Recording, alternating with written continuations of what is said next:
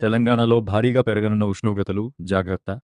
తెలంగాణ రాష్ట్రంలో వేసవి తీవ్రత దృష్ట్యా ప్రజలు అప్రమత్తంగా ఉండాలని వాతావరణ శాఖ హెచ్చరించింది. రాష్ట్రవ్యాప్తంగా ఉష్ణోగ్రతలు శరవేగంగా పెరుగుతున్నాయని, రాబోయే రోజుల్లో ఎండల తీవ్రత మరింత పెరిగే అవకాశం ఉందని స్పష్టం చేసింది. నిన్న నిజామాబాద్ జిల్లా సాలూరులో అత్యధికంగా 43.1 డిగ్రీల ఉష్ణోగ్రత నమోదవడం పరిస్థితి తీవ్రతకు అద్దం పడుతోంది.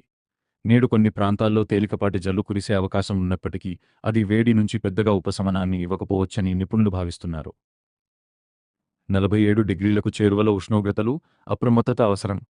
ముఖ్యంగా ఈ నెల 18 నుండి 22వ తేదీల మధ్య ఎండలు గరిష్ట స్థాయికి చేరుతాయని, ఉష్ణోగ్రతలు 47 డిగ్రీల వరకు నమోదయ్యే ప్రమాదం ఉందని వాతావరణ నిపుణులు హెచ్చరించారు.